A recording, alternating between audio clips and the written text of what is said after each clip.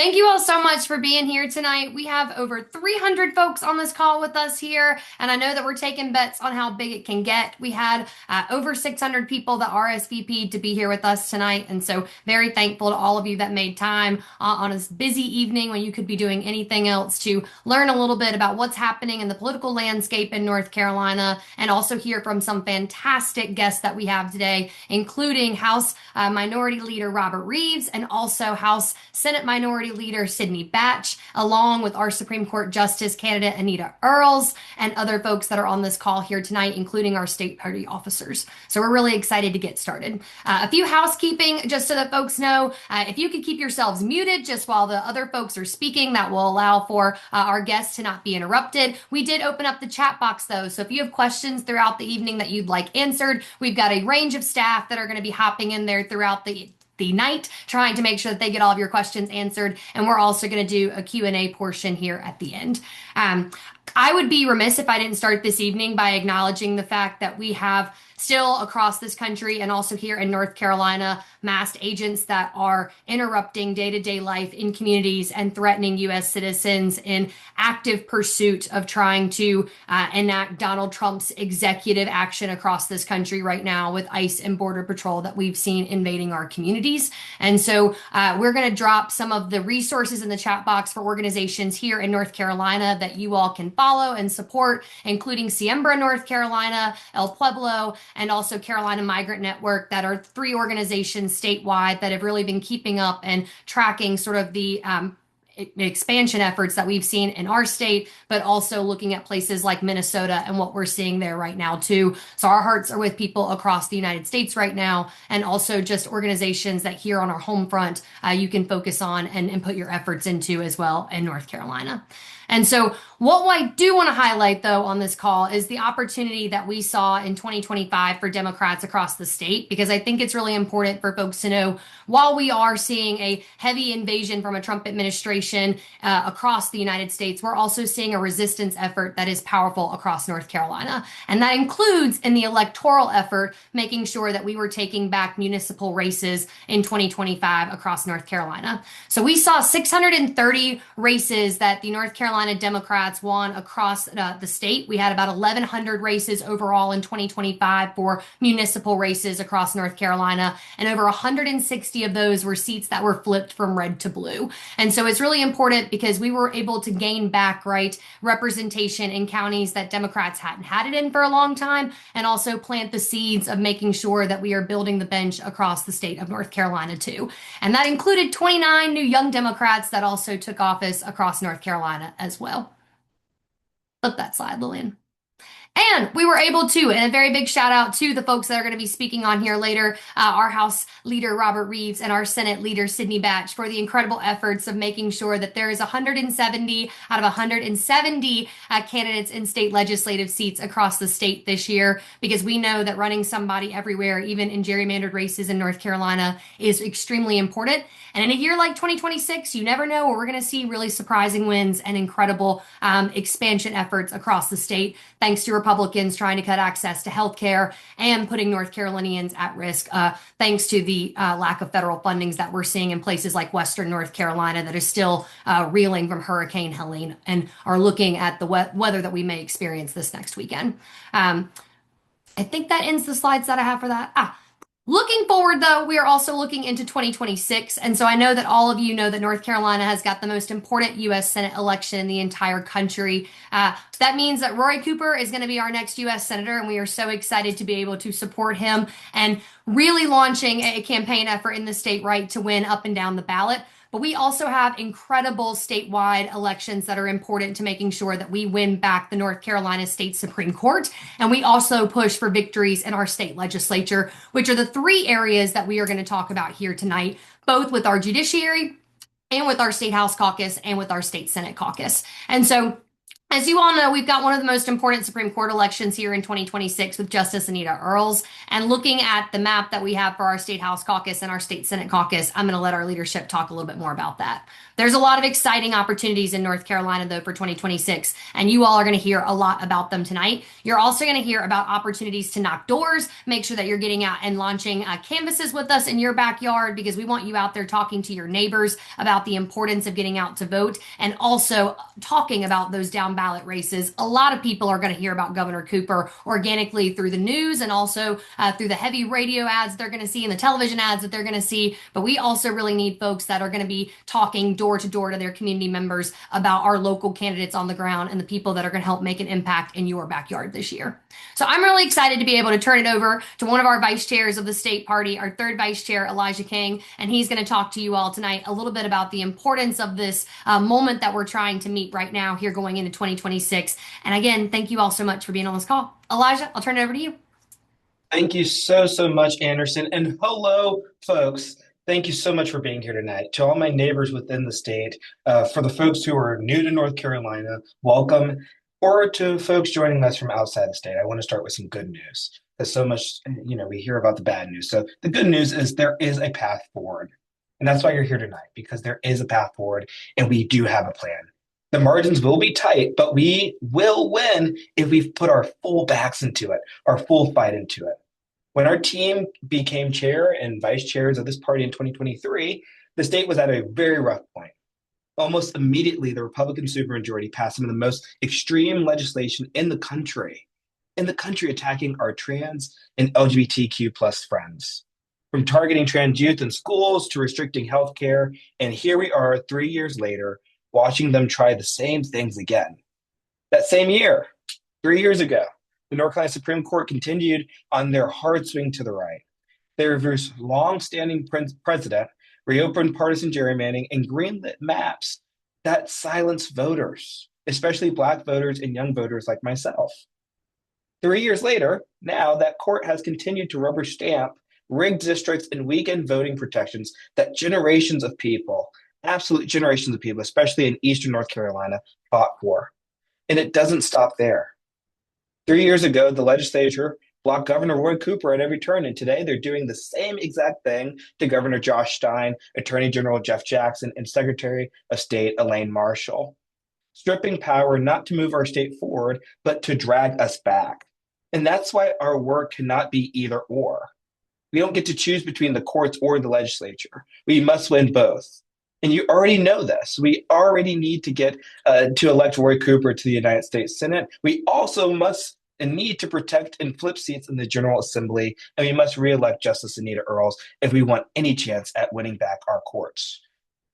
This means volunteering for legislative races and judicial races. It means phone banking for both, knocking for both, investing in both.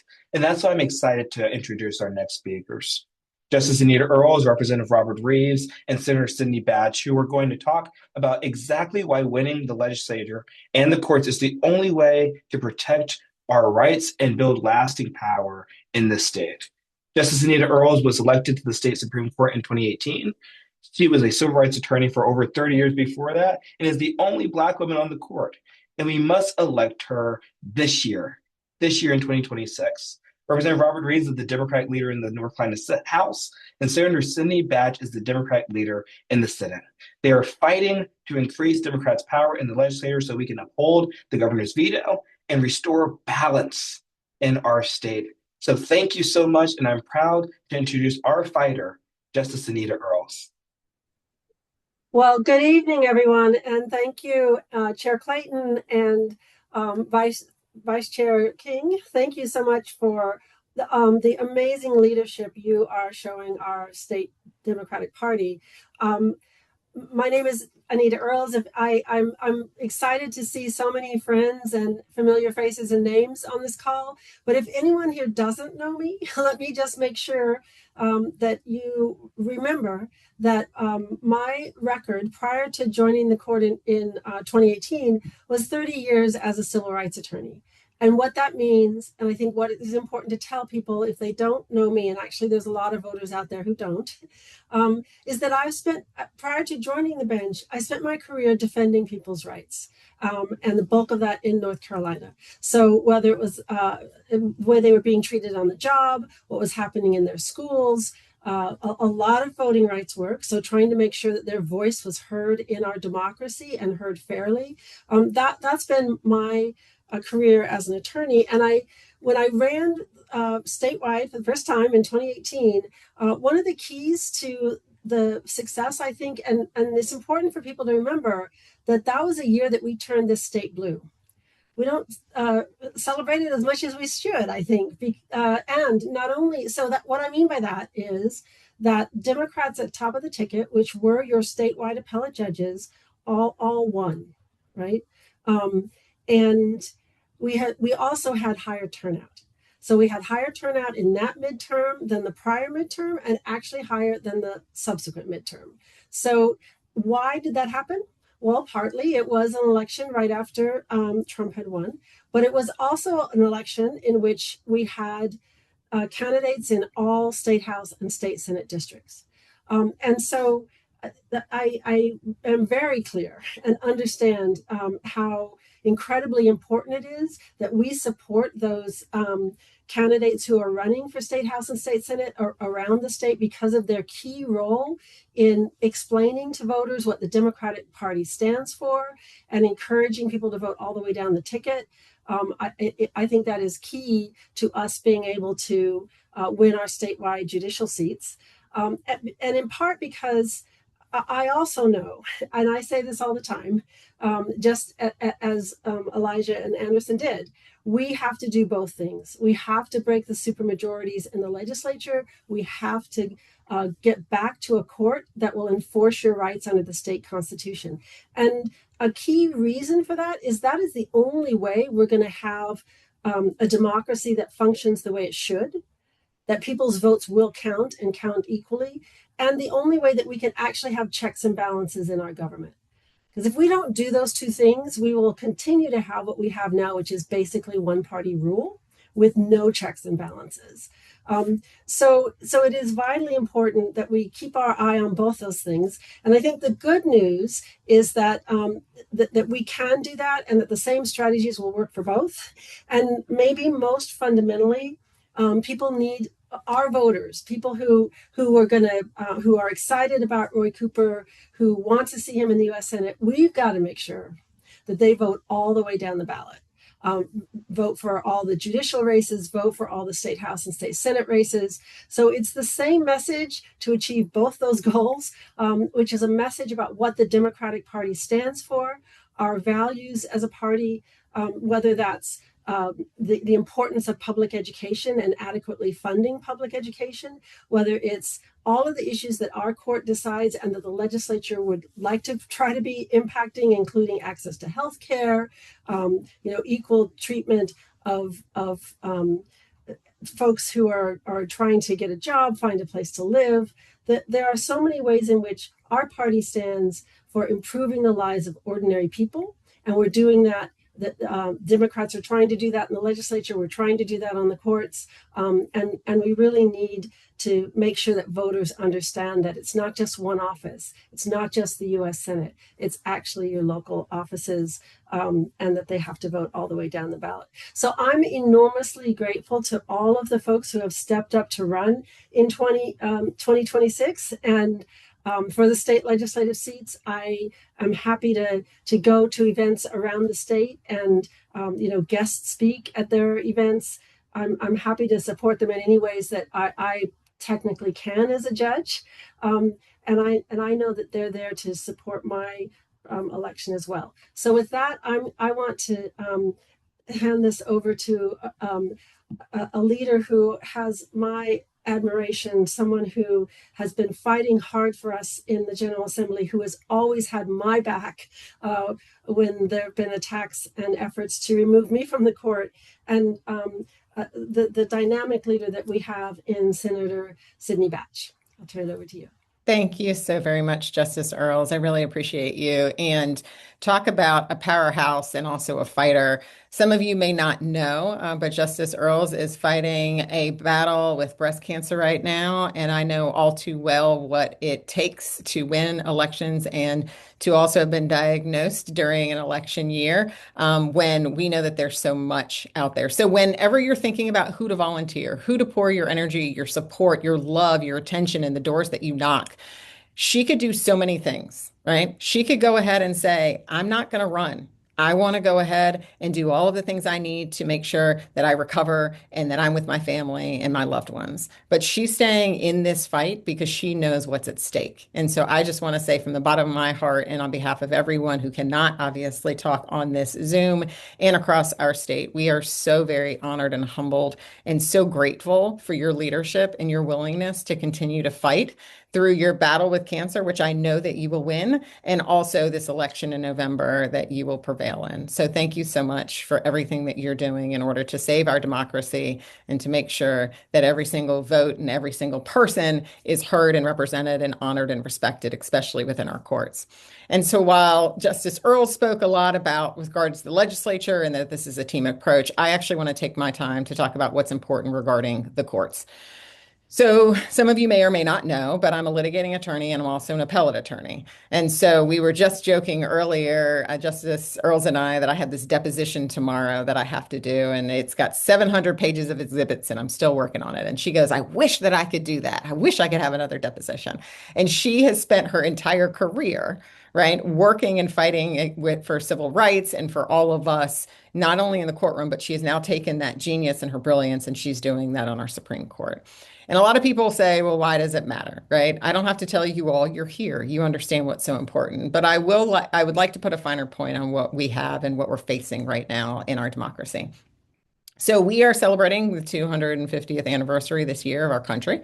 While some of us women and people of color were not actually included in that democracy, we are still working to perfect this union and this country that we are so proud of. And it is increasingly more difficult when you see all of the attacks that Republicans are spending and spending all of their efforts, honestly, to try and take us back to a time where people were not treated equally, where people did not have rights, where you did not have access to the ballot box. And the thing that you can see through the arc of history are two things. People from outside of the powers that be in the halls of justice and subsequently our legislatures, they're the ones who have moved us forward. They're the ones who have fought in the streets and have gone to the ballot boxes and have made us better as legislators and as justices. But the other thing that you will see is that the courts have always been the check on unfettered and absolute power that corrupts absolutely. But what we have seen over the course of time in the politicization of our courts is that that is not what we have any longer. In North Carolina, again, we used to have the nonpartisan judicial elections and races, and judges could just talk about what's important, about fairness and equity, et cetera. They didn't have to go ahead and have attacks from the left or the right, or to say just because you're a Republican, you're a Democrat, that's who I'm going to vote for. But what you have seen is that Republicans could not win those races. So what did they do? They changed the rules. We know how that goes, right? They changed the rules after the election with regards to Justice Riggs trying to steal that election, and they change it every single time. Now, what I would tell you is if their policies were better, if they were better, then they wouldn't have to change the rules. But they have to cheat. And that's where we are. And so as of right now, we have to rely on our courts because they are the backstop to the unchecked dictatorial powers that are happening in our state. As you know, we don't have a budget. It is 205 days since the time that we were supposed to pass a budget in North Carolina.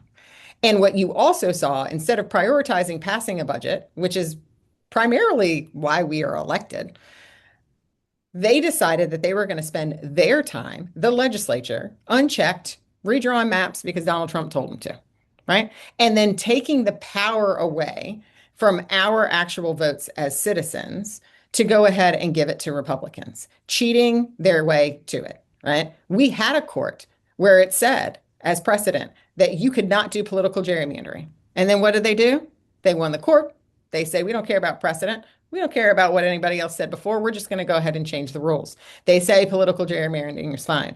And then when they get additional seats, what do? They say, oh, we don't really care if you redraw those maps outside of a census for not only the senatorial and the legislative maps, but also we don't care if you're going to do it the congressional maps. And because the dictator, also known as Donald Trump, said to do it, and because the Republican leadership of Speaker Hall and Senator Berger said that they needed to bend the knee and actually do whatever Trump said, we end up having a unfair redraw outside of that census year that now gives even more power to, of course, the to Congress and to Donald Trump. And that last redraw, right before this most recent one, we lost 3 seats in Congress, y'all, because of their redraw when they decided to ignore precedent. And what that means is that's the exact amount of Democrats and Democratic seats that we would have had to make Hakeem Jeffries our first Black speaker, right? That's what it means. And so now they've done that. They've redrawn it so that, of course, Don Davis is not, it makes it much harder for him to be able to get reelected. And they're doing it only because, again, their policies are failing and they have to cheat in order to stay in power. Our courts are that backstop.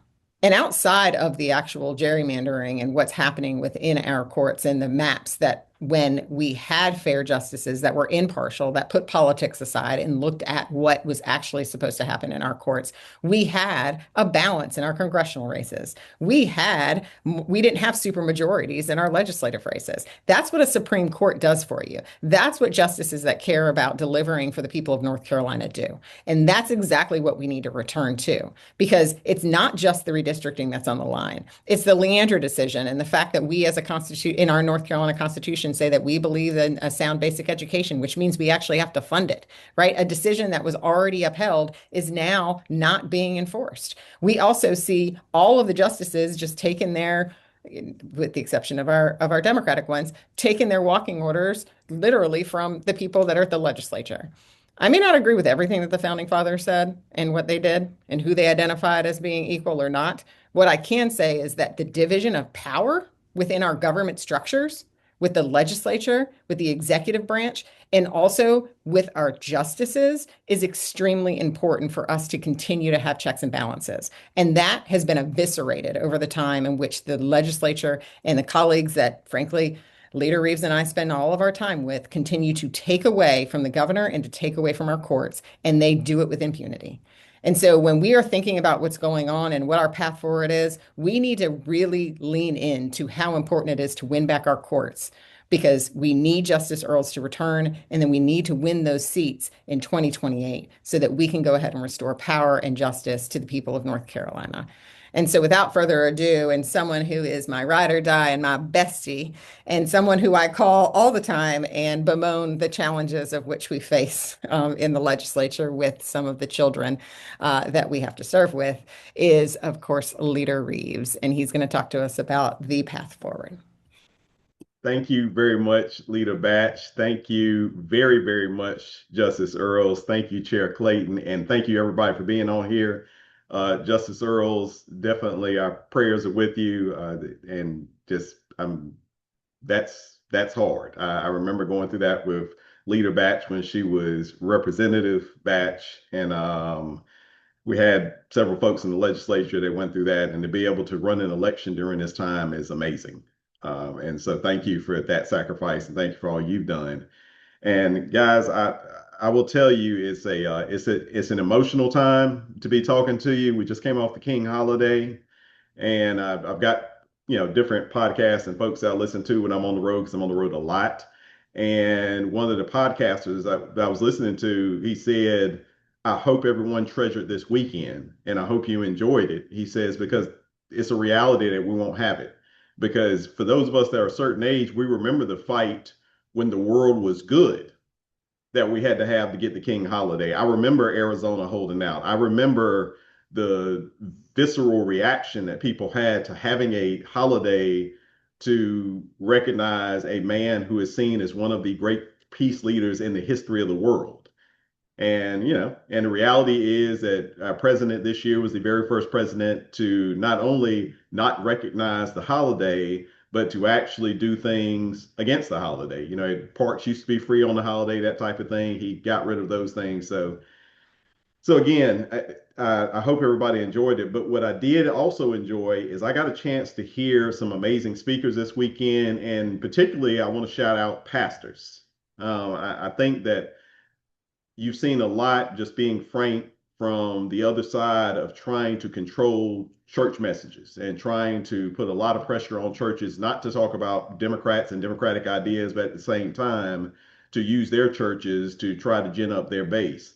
And I heard pastors this weekend saying what we're going to ask for you. When we talk about the path forward in North Carolina, that path forward isn't going to just depend on great candidates. And thank you for everybody who helped us get great candidates in 170 places. But it's also going to depend on all of you. One of the pastors talked about the fact that when King was running the protests and when he became the face of the civil rights movement, one of the things King understood is he represented a whole lot of different people, and that the way he represented those people would make people view certain folks from that point on in that way. You know, how people would view black men, how people would view black people, how they would view people who were involved in civil protests. You represent groups. Every one of us that calls ourselves Democratic, we represent Democrats everywhere we go.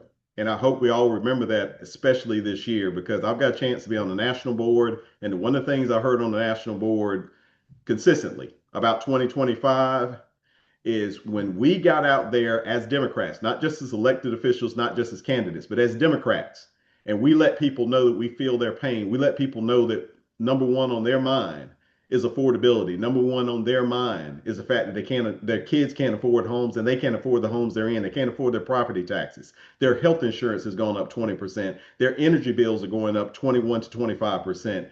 That they're going to be looking at healthcare problems that they can't handle anymore. When they're thinking of all of these things and they can't buy groceries, or else if they buy groceries, they can't buy the prescriptions that they need to know that we care. So I ask all of you to be our ambassadors and to help us make sure that folks know these are the things that we care about.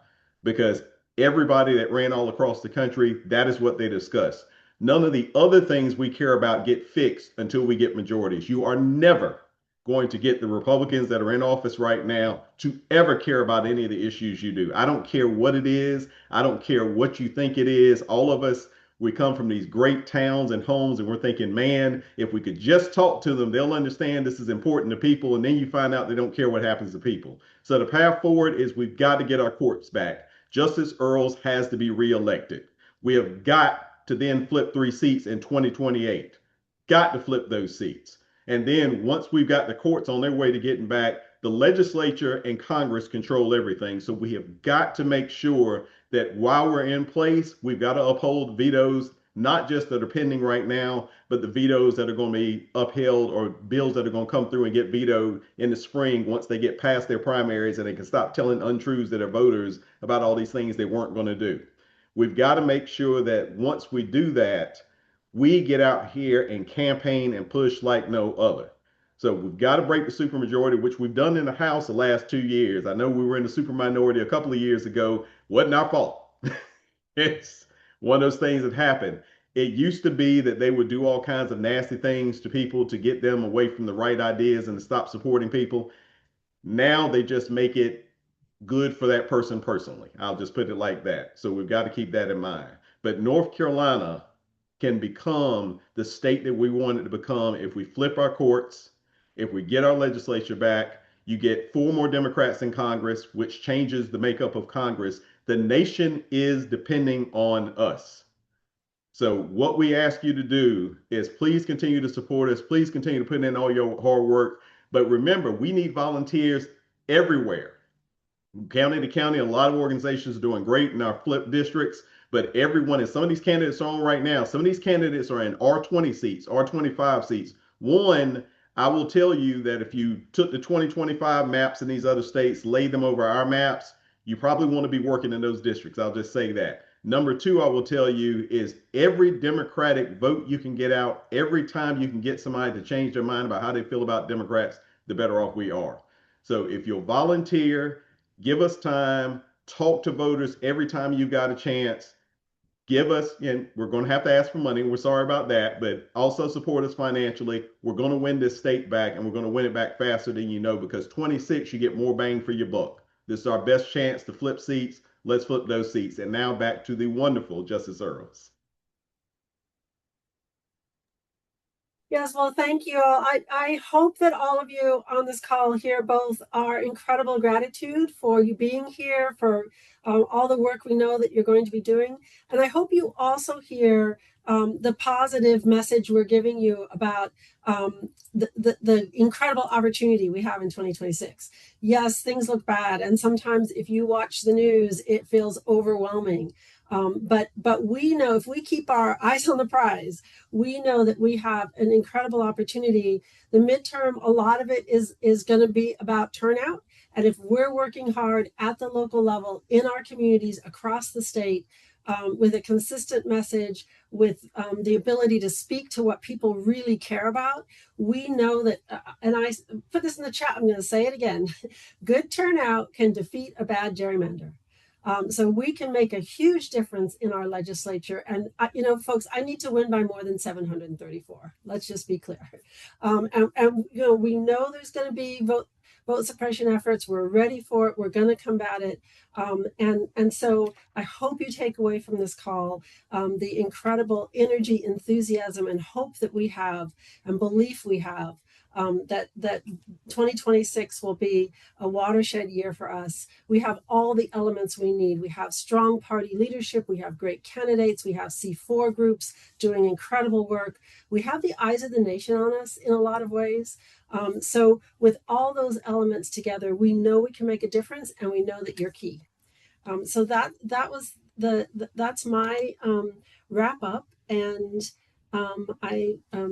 turning it You're back going to over. be passing it back to me, Justice Earls, because I'm Thank going to you. talk on and I'm going to be able to say if my candidates need to leave, you are more than able to.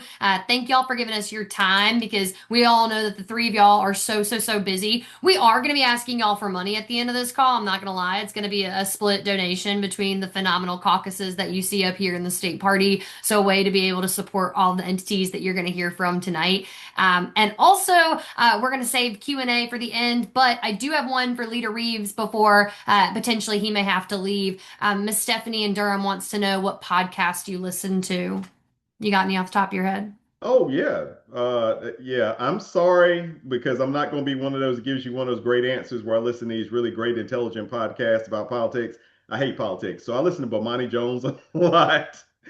And I'm listening to a group called the Midnight Boys now. But Bomani is a very intelligent sportscaster who gets into a lot of real issues and loves to get into issues that people don't want to touch on. So he was the one he had a very great episode Monday about Martin Luther King. So again, sorry, I can't give you any of these great intellectual podcasts. That's not who I am, but it is a fun podcast if you love sports and you love people that give good opinions. Uh, I love Oh, that. good. Okay, Stephanie knows Bomani Jones. Go, Stephanie. And there you go. he got started in North Carolina, right here in Raleigh. So thanks. Well, there's your non-political of this very political call this evening. And now we've got the opportunity to turn it over to our first vice chair, Jonah Garson, who's going to walk you all through calls to action. Because if you're like me and you're ready to go out and knock doors after hearing from our candidates, you'll definitely be ready after you hear from our vice chair. Jonah, turn it over to you. So political over here. And one of the greatest lies of my life is pretending like I understand UNC basketball, having grown up in Chapel Hill, North Carolina. Don't blow my cover, the 436 folks on this call.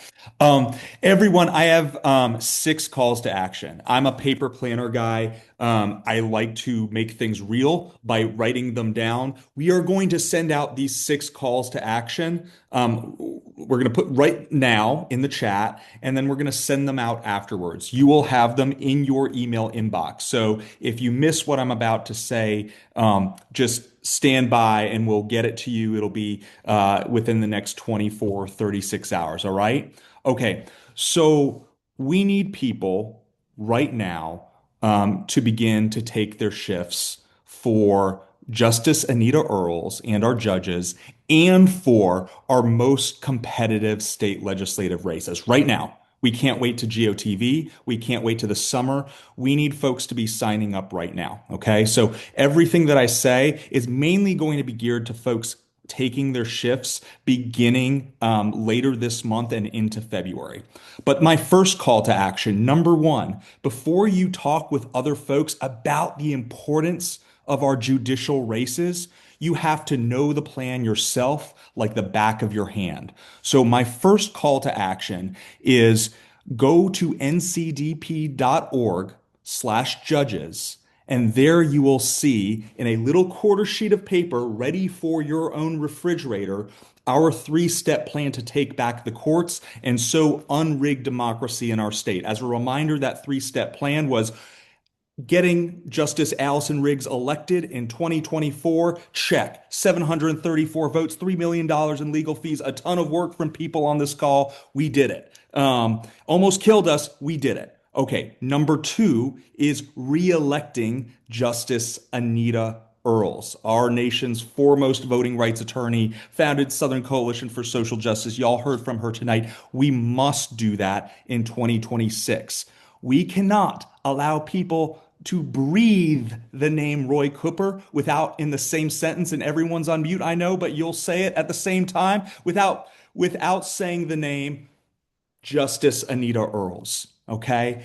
We must make sure that she gets pride of place right there with our U.S. Senate nominee at the top of the ticket. Okay. And then the third step in our third step plan that's going on your refrigerator, because you're going to visit that link, is flipping 3 Republican Supreme Court justices in 2028. We got 3 up. We got a bunch of great candidates in the pipeline. Okay. And so in 2028, we have to flip 3.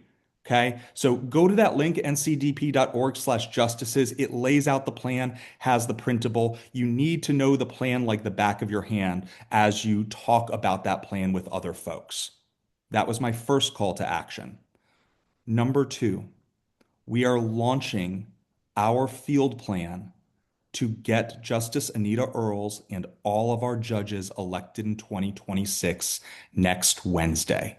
We are going to be going to the specifics of that plan. We need you to recruit like hell to get folks to that launch next Wednesday on Zoom. Okay. The link to register will be in that chat, but we are rolling out something that we are so excited to present to y'all, and a plan that we think is going to work wonders for North Carolina, which is this new anywhere canvassing system. I'm going to explain how it works.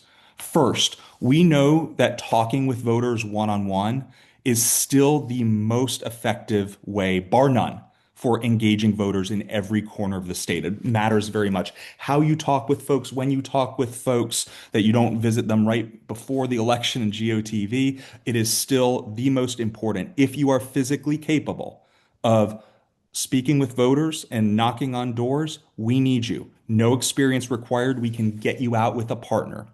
We have developed a system where you can go out anytime you want, wherever you are, and you will be given the 16 doors closest to you of the people we know we must talk to. Y'all, we had 200,000 people who voted for our top of ticket and Harris and Governor Stein who did not vote for judges and the folks below. Okay. Our work is to talk to the people who don't always vote in midterms, who don't vote the whole ballot. We can give you the 16 people closest to wherever you are in the state. We're going to give you the materials to talk with people. We're going to give you the training. And then every single month, we're going to get together and we're going to add more people. Maybe we'll make it competitive. But y'all, we can see in Vote Builder who's knocking, who's taking their shifts, who's actually doing the work of knocking on doors. And I think it would be amazing if we got to the point where we could have a leaderboard with teams from across the state competing with another to talk to as many folks as possible, maybe get a basketball rivalry I barely understand right in the mix. But please, please, please come. Even if I'm not a canvasser person, just come to the launch next week of Field Team Justice. Okay. And we will help you with all the literature. And this can be done, again, from wherever you are. You don't need to go to a central canvas. You can live in the deepest holler in Yancey County. We got you. Okay. All right, and we hope you'll invite folks along. All right.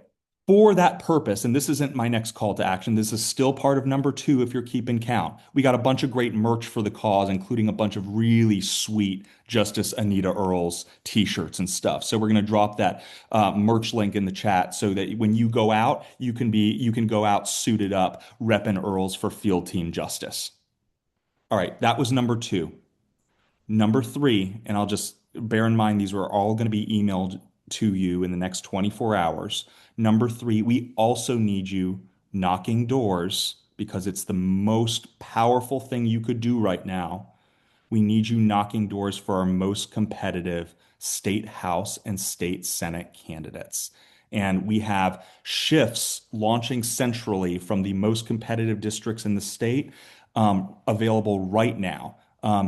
We have an amazing organization called Team Up NC, formerly Neighbors on Call and County to County. They've partnered with House Caucus and Senate Democratic Caucus. And right now, in Wake County, in Granville County, in Wilson County, in our battleground counties across the state, the places where we must defend a seat or flip a seat for Governor Stein to have the most effective veto possible, we have folks going out and talking to people. This is a great opportunity if you've never canvassed before. They have a great buddy program, mentorship program. You can be a silent canvasser and not say a word, and you can get out there and do the work and learn the ropes. People love it. Before they had to cancel it this weekend, they had 80 people signed up for a shift on Sunday in Wake County. They had to cancel it for the weather. Okay, so number three, take your shifts for our state legislative candidates. Number four is donate. For a lot of people, donating is going to be another one of the most effective ways to contribute because beyond talking to people on doors, we also have to be able to communicate them via digital, via radio, via paper mailers. All that stuff takes money. It doesn't come down, raining down from the national organization. We have to have dollars to be able to sustain our efforts. Becca Zirkin, our amazing judicial caucus director, has whipped up a link that will allow you to donate to the judges and our judicial fund and our House and Senate caucus all at once. And so we are sharing those resources that we raised tonight. And that's really important. I can't stress enough. We in North Carolina, we have to fund our own operations. To tell you, getting through a $3 million legal fight reinforces this point. So if you're not already donating to your organizations, in addition to the candidates, please do. Okay, that was number four. Number five, I need everyone to attend their precinct meetings, okay? I'm going to, Becca or someone else is going to drop a link in the chat. If you don't know what your precinct is, we will connect you with your precinct. The precinct meetings are coming up in the next couple months. This is another important way for you to both share the plan, right? The judicial plan that we've presented here already, and to recruit more people through precinct work to take their shifts and do the work on the plan. Does that make sense? You could make a team for Field Team Justice for knocking doors from your precinct. You could attend next Wednesday as a precinct to get downloaded on how this field plan is going to work. Okay, finally, we need beginning tonight, we need a big social media boost for both next Wednesday. And we need you all helping us elevate the core messages we have as a party. Every single Friday, this party puts out what we call our content package, which is a carefully selected set of messages along with social media friendly graphics that you can just take and post yourself. We put it out across the state to anyone who signs up. And again, we're putting that link in the chat. If you are not already getting our weekly content package, please subscribe and please feel free to give us feedback. This is a big state. It is a diverse state. We are ninth most populous in the country, and just rural Swain County isn't like rural Edgecombe County. We have a lot of variation. So getting messages that resonate statewide, getting messages that are good for a particular region. It can be a challenge. We'll take all the feedback. Y'all, those were my 6 calls to action. And just to review, it was know our plan like the back of your hand. That's the plan to take back the courts, our #1 strategic objective. #2, join Field Team Justice, knock doors from anywhere beginning next week, okay? And bring as many folks as you can. #3, knock doors. You notice the theme here for our state legislative candidates. #4, give us all your money because we're very deserving and because it's important. Um, number five, number 5, precinct organizing, and #6, spread the word on social media. I'm Jonah Garson, first vice chair of the party. We will email all of these calls to action out to y'all afterwards. Take your shifts. Love ya. Back to Chair Clayton. The deep breath that Jonah took in between those 6 calls to action was absolutely hilarious. But thank y'all for all being on here tonight. I know that was a mouthful to Jonah's credit and also point. Thank you for all that you do to also help us explain how you can get involved. The last thing that I would say is sort of maybe an option 7 out there in the world is that, if you're somebody who's like, I didn't hear anything that I really wanted to do on that list, email us after this and we take the feedback seriously. Jonah comes through it. And so we love to see sort of what people think afterwards about one of these webinars that we do. And we'd love to know what's your job in a party that you see yourself being capable of. There's a job for everybody in this state party. So we want to make sure that you find yours. And maybe we're just not thinking about it yet. So we're always open to feedback and would love to have that. I'm going to go through and see if there's any questions that got asked in the chat box. And if any of the staff are able to also help me maybe source through those. But if you have a question and you would like to drop it in the chat box right now, we're going to take a moment to answer those before I turn it over to our fantastic Secretary of the State Party, Melvin Williams, to tell you all the 5 things that you have not heard at a Democratic Party meeting yet. So stay tuned. That's what I'll say. Let's see if I've got any questions in the chat box. Thank y'all all so much for being on here tonight. We deeply, deeply, deeply appreciate it. And I'm going to see the Q&A.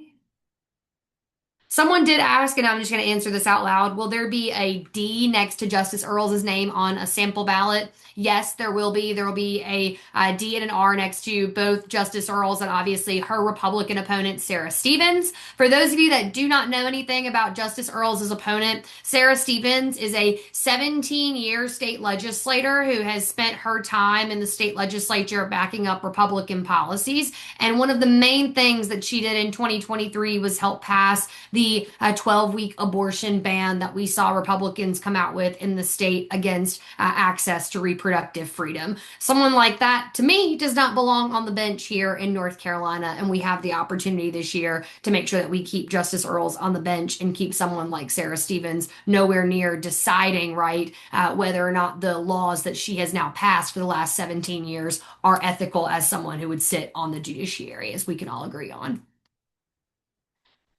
Sarah Stevens did vote to redraw those maps this year. And then we also want our Supreme Court to be able to actually be nonpartisan, in thinking about fair and balanced elections, when a state legislature is drawing them.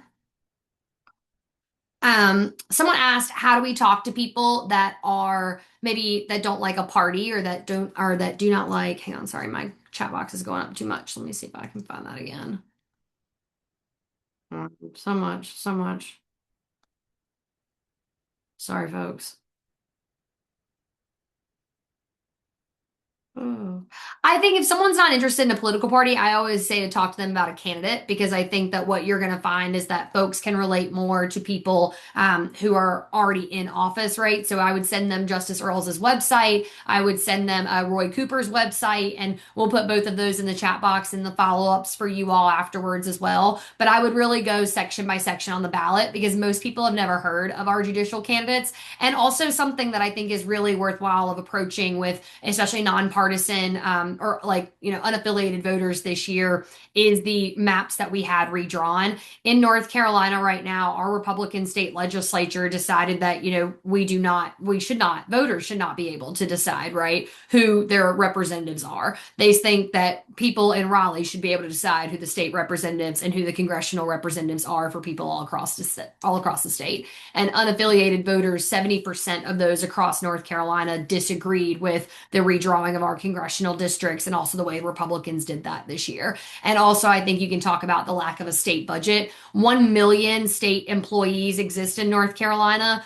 We have one of the largest sort of population of state employees in the country. Shout out to people like Governor or former Governor Jim Hunt and former Governor Terry Sanford, who really envisioned a state that actually gave people jobs at the end of the day. But Republicans have been holding raises and also made health insurance premiums go up and actually double for state employees last year. So thinking about teachers across the state of North Carolina too. And it's just good ways to talk about that with folks.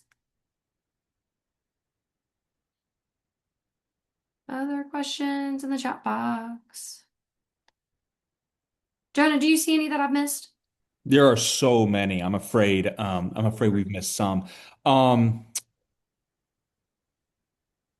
This one would be good. How do we make gerrymandering outlawed once and for all? Huh?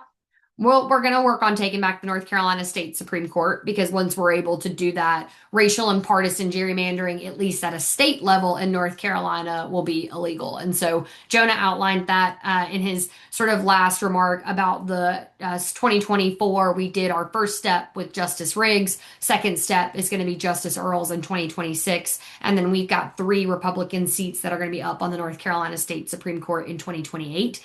And in 2029, we'll do exactly what Republicans did to us in 2023, which is reverse partisan and racial gerrymandering in the state and make that illegal and actually give us a 7-7 even split in congressional representation for the 2030 election cycle again. And that will give a lot of power back to North Carolina and also national Democrats, because we all know, as Senator Sidney Batch pointed out earlier, that North Carolina is the reason why Hakeem Jeffries is not Speaker of the House right now. And I then I think that. saw two Go that ahead, kind of Lily. go hand in hand about how we reach out to unaffiliated voters in North Carolina or people who don't strongly identify with either political party.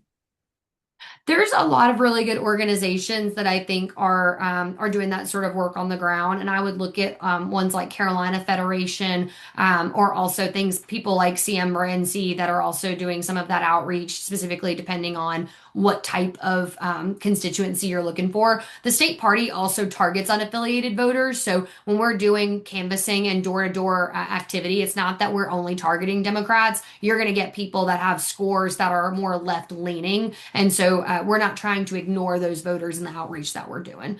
But I hope that answers that question. If it doesn't, feel free to elaborate on it in the chat box too. Lillian, I'm seeing a sort of related question about who we're talking to when we go out with field team justice. And what I understand is that it's a combination of folks who don't always vote in midterm elections and folks who don't always vote the whole ballot. And that's Democrats and left-leaning unaffiliateds. One of the reasons it's so important to take your shifts with the party, which includes Team Up NC, is that we have this really good targeting to know who to talk to. So when you get those, 15 doors, you know that the data tell us that there's a very high likelihood that this is someone who needs that conversation with you.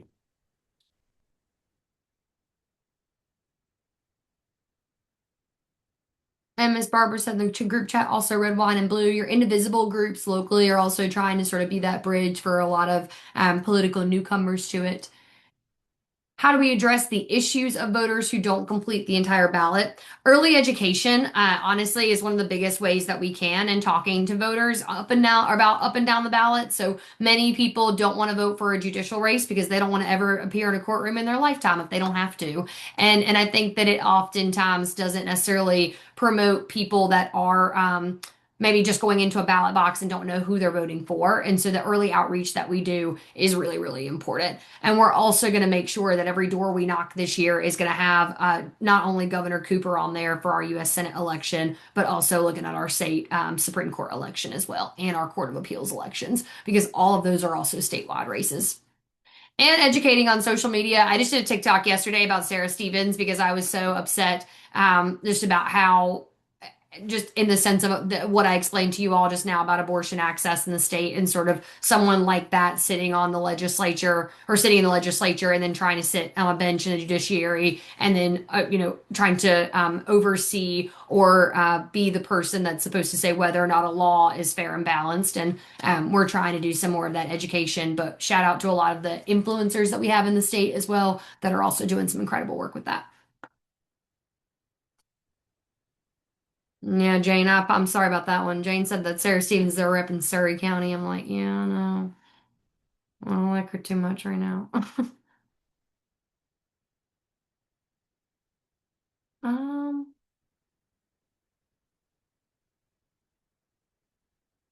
oh, Lillian, do you see any other ones? If not, I'm gonna pass it over to Melvin. I know we're coming up on time. I don't think I caught any more. I see a good question from a candidate for North Carolina Senate District 48, Mr. Doyle, just about how we target unaffiliated voters, especially given that they as a block outnumber registered Dems and Republicans. Well, and part of that is looking at DNC scores, which can be sort of made up of both how you voted in the past, what primary ballots you've chosen. So they're not always, I would say, 100% accurate. I do think that like you have in any data set that you have, you've got some outliers, right? And so I do think that what we try to do is the best that we can, make sure that we're looking at how you've previously voted, even down to sort of like what type of mail do you get at your address, and using the same thing that businesses would use to target sort of prospective buyers of a material that they might be selling or a product they might be selling. But I do think that what we're trying to do more of is sort of meet people where they are in high traffic canvassing and sort of the places where, for an example, right? Like I'm going to an event that the Junior League of Raleigh or of Durham and Orange counties are hosting in the next couple of weeks because I think it is important for us to be everywhere. We did an event at the Wake County Speedway not too long ago because I think it's like putting politics into places that people are not normally expecting it and also are trying to run from it in some ways is exactly what we have to do this year because people are turned off by politics. They also do not want to get involved in it. And they also, I think, are trying to ignore divisiveness. And I'm like, well, we need people that want to engage this year and we need people that want to help educate this year. And sometimes I think that that's really hard to do. But I do think it's just making sure that they're part of the targeting that we do. But Keon, do you have any other things to add to that? Or Jonah, do you as well? No, I mean, all I would add is that we have a bunch of data that we have. One of the most powerful things we have as a state party is what we call the voter file or vote builder. It's the data that all of us make when we go out canvassing, and it's also data from other sources. And we give it out uniquely in North Carolina. This is something that's a really important policy for Chair Clayton and the rest of us. We give this out for free to registered Dems, regardless of whether they're in a primary or not, because we believe everyone deserves access to this tool. And we believe that if more people use this tool, the better data we have. But it's very powerful. It's why people should do their field work with the party, and it helps us identify um, left-leaning unaffiliated voters because, frankly, the profile on what unaffiliated voters we should be talking to looks very different in a Durham County than it does in a Granville County, right? So we have a great data director in Harmon Troge. If you're interested in more about this wonky data stuff, first get out on doors and you'll see how it all connects. And then feel free to drop in at one of Harmon's office hours, and we'll drop Harmon's information for an office hour in the chat. And the only thing that I'll add to the data piece of this is the data that we have access to kind of grows after every cycle. So the work that we did in 24, we still have access to all of that data, and we're going to build where we ended last time. So data is really the piece that kind of lives on between cycles and allows us to kind of start where we ended on the last campaign. So it gets more robust year after year, and it continues to grow as we move along. Thanks, Cam. All right, everybody. Unfortunately, Melvin's internet has an issue, and I think he had to drop off, so he is not able to give us our 5 things that you've never heard in a Democratic Party meeting. But that just means that you have to get on the next one of our calls so that you can hear them too. So thank you all for being on here tonight. We had over 600 people that joined us, and I'm so excited at the opportunities that are ahead of North Carolina in 2026. Know that you are a part of a long-term plan throughout the state to be able to take it back and make sure that Democrats have a hold here for not just this election cycle, but for the next 4 to 5 election cycles. And we are really excited to talk to you all soon about the progress that we're making for our judicial races this year, and also more guests that we're excited to have with us to get you excited to get out and knock doors and to quote Jonah Garson, take your shifts, everybody. So I hope that you know tonight what a shift is, and also you are ready to take yours with the resources that we've provided to you. But thank you again for joining us. We really appreciate it, and make sure that you fill out your feedback form. Bye, everybody. Have a good night.